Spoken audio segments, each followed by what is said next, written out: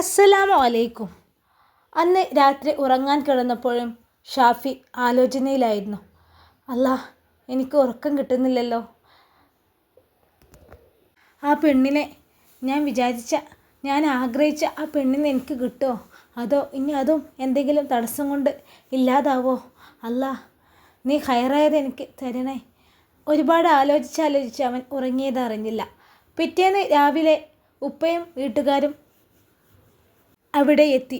ജുമൈലയുടെ അടുക്കള കാണലും പിന്നെ ഷാഫി പറഞ്ഞ ഈ പെണ്ണിനെ പോയി കാണാനും വേണ്ടിയായിരുന്നു അവരെല്ലാം കൂടി വന്നത്. അവർ വന്നപാടെ ഷാഫിയോട് ജ്യേഷ്ഠൻ ചോദിച്ചു, അല്ല ഷാഫി, എൻ്റെ അടുത്ത് ഫോട്ടോ ഉണ്ടോ? പെണ്ണിൻ്റെ നമ്പറുണ്ടോ? ഫോട്ടോയും നമ്പറൊന്നും എൻ്റെ അടുത്തില്ല. ആദ്യമൊന്ന് ഓക്കെ ആവട്ടെ. എനിക്ക് അങ്ങനെയൊക്കെ ഉണ്ടെങ്കിൽ എനിക്ക് എന്നോടെങ്കിലും പറഞ്ഞുകൂടെയിരുന്നോ? ഞങ്ങൾ സെറ്റാക്കി തന്നിരുന്നു. അതൊക്കെ ഉണ്ടായിട്ട് ഈ അവൾ വേണ്ടാന്ന് പറഞ്ഞപ്പോഴത്തേന് അണ്ട് ഇട്ടറിഞ്ഞ് പോരല്ല. പിന്നെ അവൻ ഈ ഭാഗത്തേ വന്നിട്ടില്ല. അങ്ങനെ ചെയ്യൽ അത് പിന്നെ അന്നത്തെ ഒരു മൂഡിൽ ഞാൻ അങ്ങനത്തെ ഒരു സിറ്റുവേഷനിൽ പിന്നെ ചെയ്യാതെ പറ്റൂലല്ലോ. ഞാൻ വിചാരിച്ചു അവളെ കല്യാണം കഴിഞ്ഞു എന്ന്. എന്തായാലും സാരമില്ലല്ലോ, കഴിഞ്ഞത് കഴിഞ്ഞു. ഇനി നമുക്ക് നോക്കാം. എന്തായാലും ഓളെന്താ എന്നെ ഒഴിവാക്കാൻ കാരണം? ഓളങ്ങനെ പറയാൻ എന്താ കാരണം? എൻ്റെ കല്യാണം നോക്കുന്നുണ്ടെന്ന്. അവിടെ എന്തെങ്കിലും പ്രശ്നമുണ്ടോ? നമ്മളോട് എന്തെങ്കിലും വിരോധം മറ്റുണ്ടോ അല്ലെ വീട്ടുകാർക്ക്?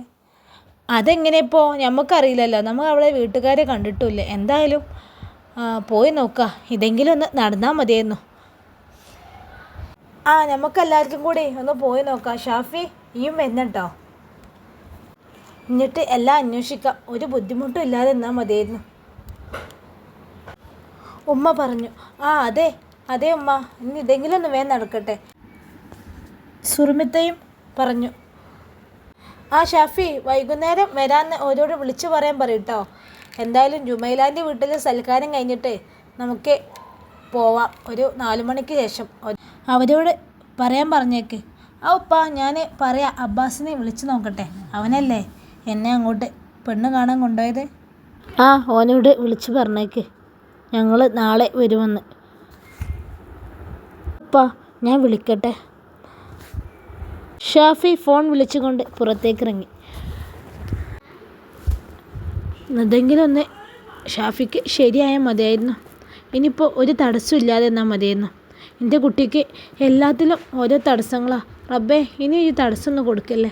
ഉമ്മ മനമൊരുക്കി പ്രാർത്ഥിച്ചു. അതൊന്നും ഉണ്ടാവില്ല. ഇങ്ങനെ ബേജാറാവണ്ട. ഈ അനാവശ്യമായിട്ടുള്ള ഓരോ ബേജാറായി ഓരോ അസുഖം എത്തി തീർക്കണ്ട. ഉപ്പ ഉമ്മയോട് പറഞ്ഞു. എന്തായാലും ഇൻഷാ അല്ലാ നമുക്ക് ഒരു 4 മണിയാകുമ്പോഴത്തേന് എന്തായാലും പോകണം. ജുമൈലാൻ്റെ വീട്ടിലേക്ക് എപ്പോഴാണ് പോകേണ്ടത്? അത് നമുക്കൊരു 1:30-1 മണിയാകുമ്പോഴത്തേന് പോവാം. ആ പരിപാടി എന്ന് പറയേണ്ട തന്നെ നേരം വൈകേണ്ട പരിപാടിയാണ്. ഭക്ഷണം ഉണ്ടാവില്ല, വിശക്കും. കുറച്ച് നേരത്തെ തന്നെ പോവാം.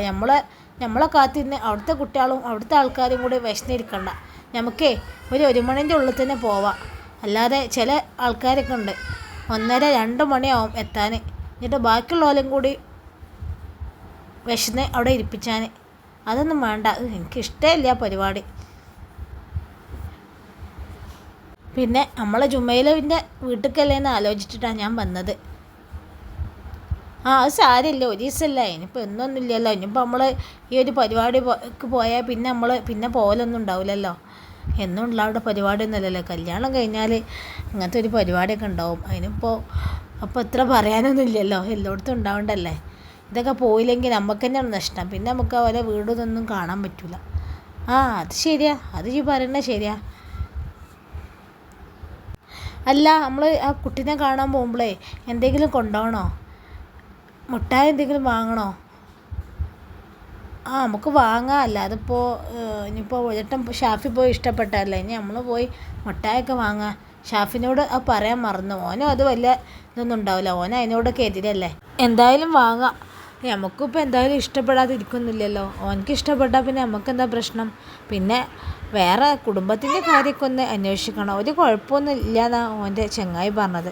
എന്തായാലും നമുക്ക് മുട്ടായി വാങ്ങാം. ഇനിയൊരു പോക്ക് അതൊന്നും നടക്കൂല. ഈ ഒരു ഒരൊറ്റ പോക്ക് മതി. ഇനി ആരും ബുദ്ധിമുട്ടിക്കണ്ട. ഇനിയും 2-3 പ്രാവശ്യമൊക്കെ പോയിട്ട് ആ വീട്ടുകാർക്കും ബുദ്ധിമുട്ടാവൂലേ. ഒരൊറ്റ പോക്ക് മതി. അതുകൊണ്ട് എല്ലാവരും കണ്ട് എല്ലാം ചോദിച്ചറിഞ്ഞ് ചെയ്തുകൊണ്ടിട്ടോ. ഇനിയിപ്പോൾ വേറൊരു പോക്കൊന്നും ഉണ്ടാവില്ല.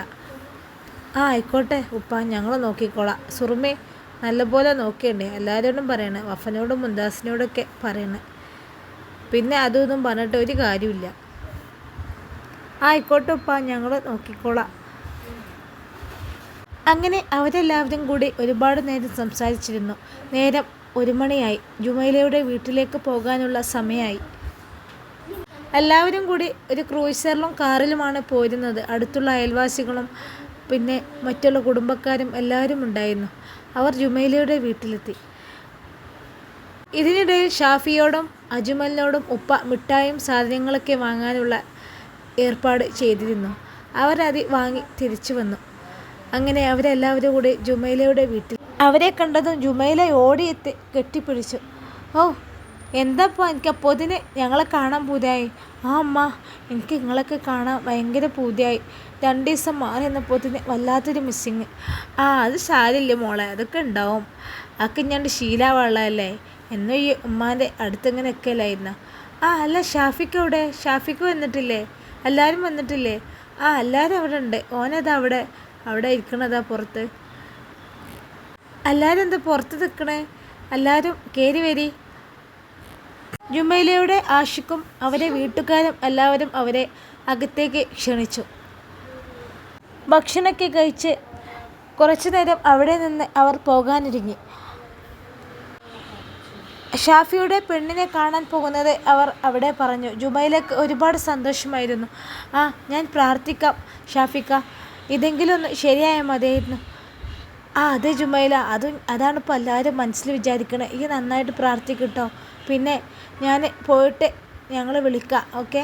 പിന്നെ നാളെ എന്തായാലും നിങ്ങൾ അങ്ങോട്ട് വരേണ്ടേ. അത് കഴിഞ്ഞിട്ട് ഞങ്ങൾക്ക് വീട്ടിലേക്ക് പോകണം. ഇൻഷാ അല്ലാ, ആയിക്കോട്ടെ ഷാഫിക്ക. ആഷിഖും അവൻ്റെ വീട്ടുകാരും എല്ലാവരും അവരോട് പറഞ്ഞു. ജുമൈലയുടെ വീട്ടിൽ നിന്ന് കാറിൽ പോകുമ്പോൾ ഷാഫി പിന്നെയും ഒരുപാട് ചിന്തിച്ചു കൂട്ടി. അല്ലാ, ഇന്നാണ് ആ ദിവസം. എൻ്റെ വീട്ടുകാരൊക്കെ ഞാൻ ഇഷ്ടപ്പെട്ട കുട്ടിനെ കാണാൻ പോകുന്നത്. അല്ലാഹുവേ, വേറെ പ്രശ്നമൊന്നും ഉണ്ടാവരുതേ, എല്ലാവർക്കും ഇഷ്ടപ്പെടണേ. ഇനി വേറൊരു ഇത് എനിക്ക് വയ്യ, ഇനി കാണാൻ പോകാനൊന്നും. ഇതന്നെ അല്ലാഹുവേ, എനിക്ക് നീ ഹൈറാക്കി തരണേ. അവൻ മനസ്സിൽ ഒരുപാട് പ്രാർത്ഥിച്ചു കൊണ്ടേയിരുന്നു. അവൻ്റെ ആലോചന കണ്ട് ഉമ്മ ചോദിച്ചു, അല്ല ഷാഫി, എന്താ ഈ ആലോചിക്കണേ? കുറേ നേരമായല്ലോ. ഒന്നുമില്ല ഉമ്മ. ഇങ്ങനെ ഓരോന്ന് ആലോചിച്ച് കൂട്ടിക്കോ. എനിക്കല്ലെങ്കിലും ആലോചന കുറച്ച് കൂടുതലാണ്. എന്തിനാ ഈ ആലോചിക്കണേ? എല്ലാം പഠിച്ചോ റെഡിയാക്കി തരും. നമ്മളെല്ലാവരും പോവല്ലേ. പിന്നെ എനിക്കിഷ്ടപ്പെട്ട കുട്ടിയും. ഞങ്ങളേതായാലും എതിര് പറയില്ല. പിന്നെ ഓലെ കുടുംബക്കാരെ കുറിച്ചൊക്കെ നമുക്ക് അന്വേഷിക്കണ്ടേ? ഉമ്മ, നിങ്ങൾ അന്വേഷിച്ചോളി, അതൊന്നും ഒരു പ്രശ്നമില്ല. അങ്ങനെ സമയം പോയിക്കൊണ്ടേയിരുന്നു. സമയം 4 മണി. എല്ലാവരും കൂടി ഷാഫിയുടെ ആ പെണ്ണിനെ കാണാൻ വേണ്ടി ഒരുങ്ങി ഇറങ്ങി. അവൾക്ക് കൊടുക്കാനായി വാങ്ങിയ മിഠായികളും എല്ലാം എടുത്തായിരുന്നു എല്ലാവരും പുറത്തിറങ്ങിയത്. ബിസ്മിയും ചൊല്ലി എല്ലാവരും കാറിൽ കയറി. കുറച്ച് ദൂരമേ ഉണ്ടായിരുന്നുള്ളൂ. ഇതിനിടയിൽ അബ്ബാസ് അവിടെ വന്ന് നിന്നിരുന്നു. അവിടെ എത്തിയതും അവർ വണ്ടിയിൽ നിന്ന് ഇറങ്ങി. ഷാഫിക്ക് ആകെ ടെൻഷനായി. അല്ലാ, ഇനിയിപ്പോൾ എന്തൊക്കെ സംഭവിക്കാൻ പോകുന്നതാവോ? അവൻ വീണ്ടും വീണ്ടും മനസ്സിലിങ്ങനെ പ്രാർത്ഥിച്ചു കൊണ്ടേയിരുന്നു. അന്നും ആ വീട്ടിൽ പോയപ്പോൾ അവിടെ കാര്യമായിട്ട് ആരുമില്ലായിരുന്നു. അവിടെ ഉമ്മയും അമ്മോനും അവരെ മക്കളും അങ്ങനെ കുറച്ച് ആളുകൾ മാത്രമേ ഉണ്ടായിരുന്നുള്ളൂ. അവളുടെ ഉപ്പ ഗൾഫിലായതുകൊണ്ട് എല്ലാ കാര്യങ്ങളും അമ്മോനാണ് നോക്കാറ്. അവർ വരുന്നത് കണ്ട് അവർ അകത്തേക്കിരിക്കാൻ പറഞ്ഞു. വരി, ഞങ്ങളെ കാത്തിരിക്കുന്നു. നേരം വൈകിയ? ഇല്ല, നേരം വൈകിട്ടൊന്നുമില്ല. ഞങ്ങൾ അവിടുന്ന് ഇറങ്ങുമ്പോഴേ കുറച്ച് ഇതായി. വരി, കയറിയിരിക്കി. എല്ലാവരും ഉമ്മയും അമ്മോനും എല്ലാവരെയും സ്വീകരിച്ചിരുത്തി. അവർക്കും നല്ല സന്തോഷമുണ്ടായിരുന്നു. മകൾ ആദ്യമായിട്ടാണ് ഒരു കല്യാണത്തിന് സമ്മതിക്കുന്നത്. ഏത് കല്യാണം വന്നാലും അവൾ വേണ്ട എന്ന് പറയും. അവർക്ക് എന്താണെന്ന് ആർക്കും മനസ്സിലായിട്ടില്ലായിരുന്നു. പിന്നെ ഒന്ന് മിഠായി കൊടുത്തിരുന്നു. അതും അവൾ പിന്നെ വേണ്ടാന്ന് വെച്ചതായിരുന്നു. എന്തായാലും ഞങ്ങളെ കുട്ടി ഏതായാലും ഈ കല്യാണത്തിനെങ്കിലും സമ്മതിച്ചല്ലോ, അൽഹംദുലില്ലാ. ആ ഒരു സന്തോഷത്തിലായിരുന്നു അവരും. അങ്ങനെ ഷാഫിയുടെ ഉപ്പ ഓരോ കാര്യങ്ങളെല്ലാം ചോദിച്ചറിഞ്ഞു അമ്മോനോട്. ഇനിയിപ്പോൾ കുട്ടിയെ വിളിക്കാമല്ലേ? ആയിക്കോട്ടെ, കുട്ടിയെ വിളിക്കാം. മോളെ ഷംന, വാ. അമ്മോൻ ഷംനയെ വിളിച്ചു. കയ്യിൽ ചായ ഗ്ലാസുമായി നടന്നു വരുന്ന ഷംന എല്ലാവരെയുടെ നോട്ടം അവളുടെ മുഖത്തേക്ക് തന്നെയായിരുന്നു. ഷാഫിയും അവളുടെ മുഖത്തേക്ക് നാണത്തോടെ നോക്കി. അവളും നാണം കൊണ്ട് ആരെയും നോക്കിയതേയില്ല. ആ മോളെ മോൻക്ക് കൊടുക്ക്. അമ്മോൻ പറഞ്ഞത് കേട്ട് ഷംന ഒരു ഗ്ലാസ് ചായ എടുത്ത് ഷാഫിക്ക് നൽകി. ഷാഫി അത് മടികൂടെ വാങ്ങി. ആ മോളെ, ഇതാണ് ചെക്കനെ കണ്ടതാണല്ലോ. ഇതാണ് ചെക്കൻ്റെ ഉപ്പയും ഉമ്മയും.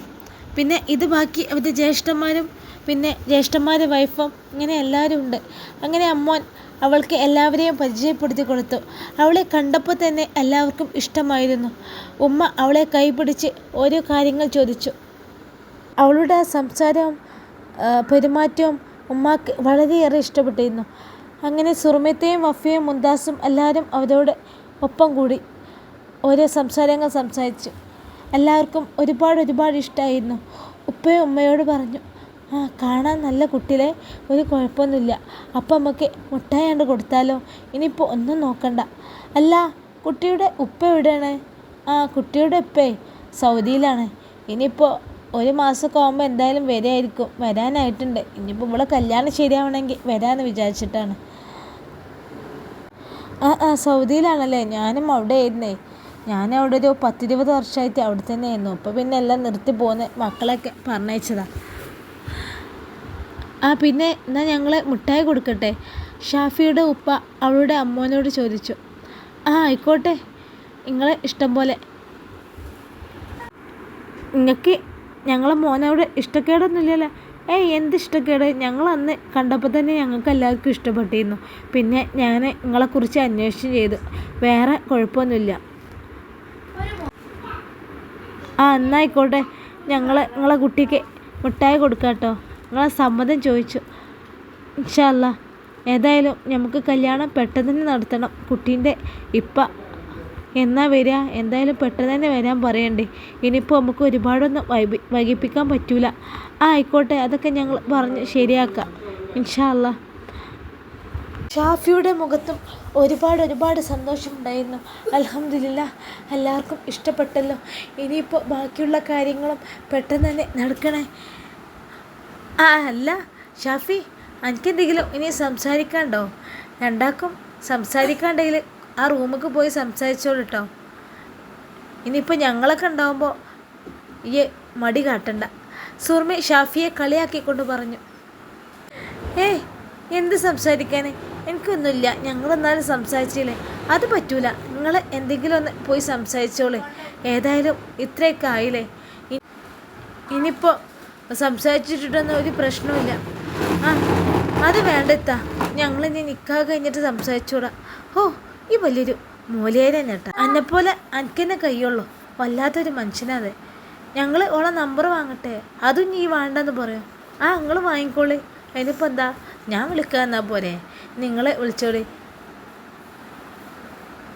എന്താ ഷാഫി ഇങ്ങനെ പറയണേ? ഇപ്പോൾ ആരെങ്കിലും ഇന്നത്തെ കാലം ഉണ്ടാ? ഇന്നത്തെ കാലമായാലും ഏത് കാലമായാലും നമ്മളെ നിയമം എല്ലാം ഒന്നല്ലേ. നമ്മൾ നിക്കാഹ് വെക്കാതെ അവർ അന്യ സ്ത്രീ തന്നെയാണ്. നമ്മളെന്തിനാ തെറ്റിക്കണേ? കാലം ഏതായാലും നിയമം എന്നും ഒന്ന് തന്നെയാണ്. ഇത് ഷാഫി, എൻ്റെ ഇതൊന്നും ഇവിടെ പറയല്ല കേട്ടോ. എന്തായാലും സുറുമത്തിയോടും ബാക്കിയുള്ള ജ്യേഷ്ഠമ്മയുടെ ഭാര്യമാരോടും ഷാഫി പതുക്കെ പറഞ്ഞു. ചായ കുടിക്കലിന് ശേഷം അവർ ചായ കുടിക്കാനായി ഇരുന്നു. അവളെയും അവർ കൂടെ ഇരുത്തിയിരുന്നു. അവൾ ഷാഫിയുടെ മുഖത്ത് നോക്കാതെ തന്നെ ഭക്ഷണം കഴിച്ചു. ഇടയ്ക്കിടെ ഷാഫി അവളെ ഒളിക്കണ്ണിട്ട് നോക്കി. അവൾ നാണം കൊണ്ട് മുഖം താഴ്ത്തി. ചായ കുടിയെല്ലാം കഴിഞ്ഞ് അവർ യാത്ര പറഞ്ഞിറങ്ങി. അപ്പോൾ എല്ലാം പറഞ്ഞ പോലെ ഞങ്ങളെ വിളിക്കാം. നമുക്ക് നിക്കാഹ് പെട്ടെന്ന് തന്നെ നടത്തണം. ഉപ്പ എന്നാ വരികയെന്ന് വെച്ചാൽ പറയട്ടോ. ഇൻഷാ അല്ലാ, ഞങ്ങൾ പറയാം. ഇനി ഞങ്ങളെപ്പറ്റി എന്തെങ്കിലും അന്വേഷിക്കാണ്ടെങ്കിലേ ഞങ്ങൾ അഡ്രസ്സൊക്കെ തരാം. ഞങ്ങളെ നാട്ടിൽ വന്ന് അന്വേഷിച്ചോളൂ. അതൊന്നും വേണ്ട. നിങ്ങളെ നാട്ടിലൊക്കെ വന്ന് അന്വേഷിച്ചു. നിങ്ങൾ നല്ല ആൾക്കാരാണെന്ന് എല്ലാവരും പറയുന്നുണ്ട്. പിന്നെ 2 ഒഴിവാക്കിയത് അത് ഓൻ്റെ കാരണം കൊണ്ടല്ല എന്നുള്ളത് ഇവിടെ നാട്ടിലെല്ലാവർക്കും അറിയാം. ആ എന്തായാലും ഞങ്ങളൊന്ന് അന്വേഷിച്ചോളേ, പിന്നെ ഒരു പ്രശ്നം വരാൻ പാടില്ലല്ലോ. ആ അതൊക്കെ ഞങ്ങൾ അന്വേഷിച്ചോളാം. ആ എന്നായിക്കോട്ടെ, ഞങ്ങൾ ഇറങ്ങട്ടെ. അസ്സലാമു അലൈക്കും. അവർ യാത്ര പറഞ്ഞിറങ്ങി.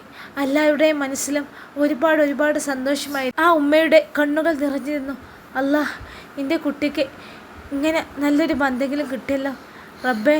ഈ ഇത്ര കാലം ഇത് എവിടെ ഒളിപ്പിച്ചു വെച്ചിരിക്കുകയായിരുന്നു, ഇപ്പോഴെങ്കിലും ഞങ്ങളെ കൺമുന്നിൽ കാണിച്ചു തന്നല്ലോ അല്ലാഹുവേ. എനിക്ക് ഒരുപാട് നന്ദി. ഉമ്മയുടെ ഈ പ്രാർത്ഥന കേട്ട് ഷാഫി പറഞ്ഞു, ഉമ്മ ആയിട്ടില്ല കേട്ടമ്മ, ഇനിയും നിൽക്കാൻ കഴിയണം, എന്നാലേ നമുക്ക് എന്തെങ്കിലും പറയാൻ പറ്റുള്ളൂ. ഇനിയും അന്വേഷിക്കാനുണ്ടല്ലോ. അതൊക്കെ ശരിയാവൂടാ, ഈ ബേജാറാവല്ലേ, ഒക്കെ ശരിയാവും. ഇത്ര ആയില്ലേ, ഇനിയിപ്പോൾ എനിക്ക് എൻ്റെ കുട്ടിൻ്റെ കല്യാണം ഒന്ന് കഴിഞ്ഞ് കണ്ടാൽ മതി. എല്ലാവർക്കും പറയാനുള്ളത് അവളെ നല്ല കാര്യങ്ങൾ മാത്രമായിരുന്നു. എല്ലാവർക്കും ഇഷ്ടപ്പെട്ടു, ഒരുപാട് സന്തോഷമായി. നമ്മുടെ ഷാഫിക്ക് ആദ്യമായിട്ടാണ് ഈ ഇങ്ങനത്തെ ഒരു നല്ല കുട്ടീനെ കാണാൻ പോകുന്നത്. എല്ലാതും നമുക്കൊന്നും പറ്റൂലായിരുന്നു. പിന്നെ അവൻ്റെ കല്യാണം ശരിയാത്തതുകൊണ്ട് നമ്മളെ അല്ലാതാണ് നോക്കിയിട്ടില്ലായിരുന്നു. അപ്പോൾ ഇതിപ്പോൾ ഷാഫിക്കും ഇഷ്ടപ്പെട്ടു, നമുക്കും ഇഷ്ടപ്പെട്ടു. ഈ കുട്ടി എവിടെ നിന്നാവോ. എന്നാലും എൻ്റെ ഷാഫിയെ, ഇത് ആദ്യം തന്നെ ഇത് പറഞ്ഞിട്ടുണ്ടെങ്കിൽ നമുക്ക് അത് എപ്പോഴോ സെറ്റാക്കാനോ. അങ്ങനെയൊന്നും പറയണ്ടിത്താ, അത് നമുക്ക് വിധിക്കുമ്പോഴല്ലേ ആ കാര്യങ്ങളൊക്കെ കിട്ടുള്ളൂ. നമ്മൾ മാത്രം ആഗ്രഹിച്ചാൽ പോരല്ലേ, പഠിച്ചവനെ നമുക്ക് വിധിച്ചതും ആവണ്ടേ. ഇപ്പോഴും ഒന്നും പറയാമായിട്ടില്ല. ഇനിയിപ്പോൾ നിക്കാഹൊക്കെ കഴിഞ്ഞാൽ പറയാൻ പറ്റുള്ളൂ, എൻ്റെ കാര്യമല്ലേ. അതൊന്നും പേടിക്കണ്ടടാ, എല്ലാം ശരിയാവും. ഞാൻ ആദ്യം വിചാരിച്ചത് അവളെ കല്യാണം കഴിഞ്ഞു എന്നാ, ഇപ്പോൾ കണ്ടില്ലേ കല്യാണം വരെ കഴിഞ്ഞിട്ടില്ല. ഇതെനിക്ക് അള്ളാഹു വിധിച്ച പെണ്ണായിരിക്കും, അതല്ല ഇപ്പോൾ എങ്ങനെയൊക്കെ സംഭവിച്ചത്. എന്തായാലും ഇനി നല്ലപോലെ സംഭവിക്കട്ടെ, നമുക്കെല്ലാവർക്കും പ്രാർത്ഥിക്കാം. അവർ വണ്ടിയിൽ അതിനെക്കുറിച്ച് മാത്രമായിരുന്നു പറഞ്ഞത്. എല്ലാവർക്കും വളരെയധികം സന്തോഷമായിരുന്നു. ഇൻഷാ അല്ലാഹ് ഈ കഥയുടെ ബാക്കി ഭാഗവുമായി നാളെ കാണാം. അസ്സലാമു അലൈക്കും.